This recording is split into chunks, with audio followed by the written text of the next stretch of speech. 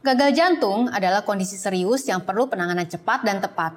Nggak cuma bisa terjadi pada lansia, kondisi yang satu ini juga bisa dialami oleh yang masih berusia muda loh. Nah, biar bisa lebih mewaspadai gagal jantung, simak pembahasan saya di video ini ya.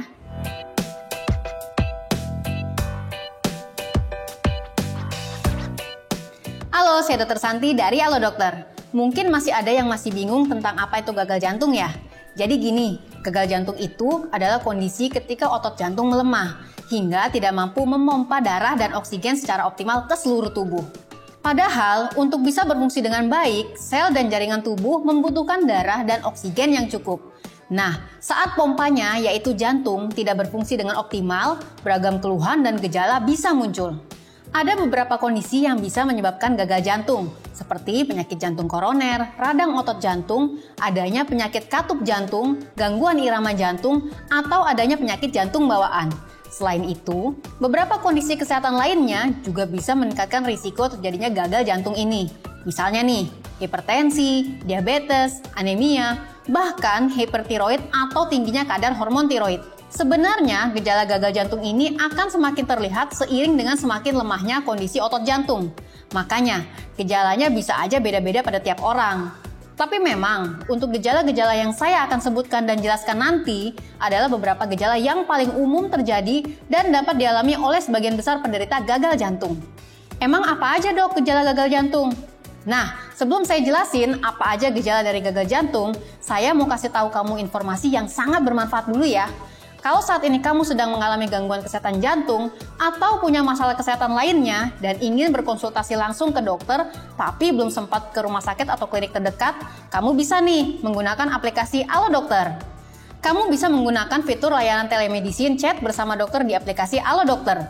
Pilihan dokternya banyak, mulai dari dokter umum, dokter anak, dokter penyakit dalam, bahkan psikolog dan dokter gigi juga ada. Buat topik jantung sih, langsung aja chat ke dokter spesialis jantung. Tenang, respon dokter di aplikasi ini dijamin cepat loh. Nggak sampai 5 menit dokter sudah menjawab pertanyaanmu. Terus nih, kalau ternyata dari sesi konsultasi kamu butuh pemeriksaan lebih lanjut, dokternya juga bisa bantu arahin kamu untuk buat janji konsultasi di klinik maupun rumah sakit terdekat saat itu juga, lewat aplikasi Halo Dokter.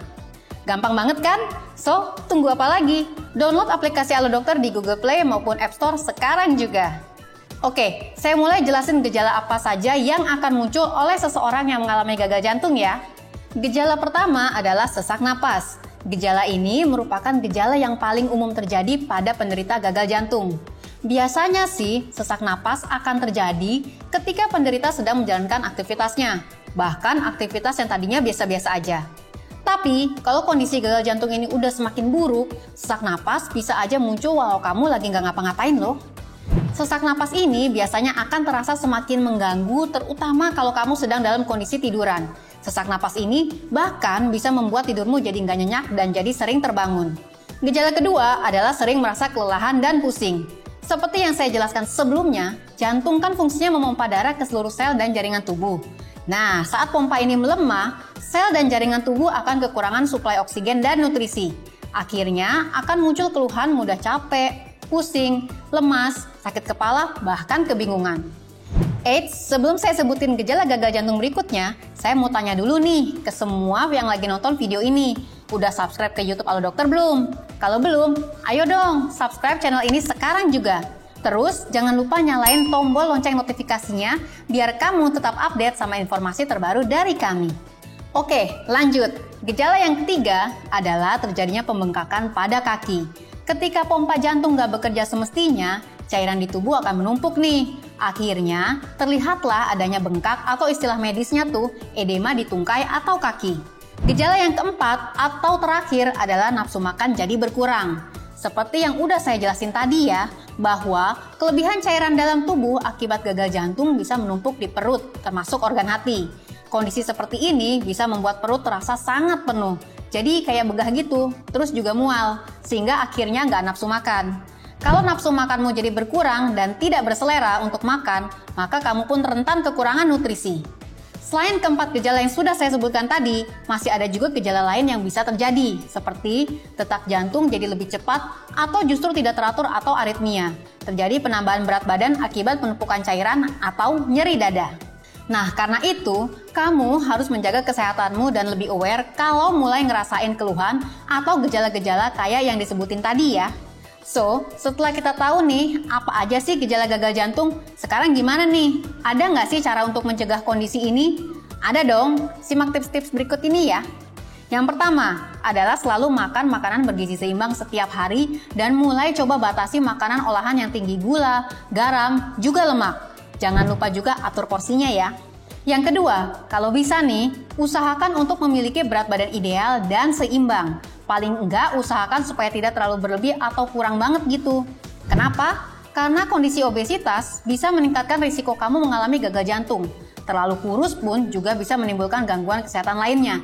Jadi, alangkah baiknya kalau bobot tubuhmu ideal dan seimbang ya. Yang ketiga, harus rajin berolahraga dengan intensitas ringan atau sedang, seperti senam, aerobik, berjalan, bersepeda, atau berenang yang bermanfaat untuk menjaga kekuatan otot jantung kamu. Yang keempat, batasi atau hindari minum beralkohol dan berhenti merokok. Yang terakhir, coba lakukan pemeriksaan tekanan darah, kadar gula darah, dan kolesterol secara berkala deh. Sesuaikan dengan anjuran dokter. Tujuannya ya biar bisa memantau kondisi kesehatanmu dengan baik. Sip deh, video kali ini sampai sini dulu ya. Terima kasih sudah menonton video ini dan semoga bermanfaat untuk kamu semua ya. Ingat, menjaga kesehatan lebih baik daripada mengobati loh. Oh ya, jangan lupa untuk subscribe, like, dan komen video ini ya. Kalau kamu punya topik lain yang mau dibahas di YouTube Alo Dokter, langsung aja tulis di kolom komentar. Hidup sehat bersama Alo Dokter.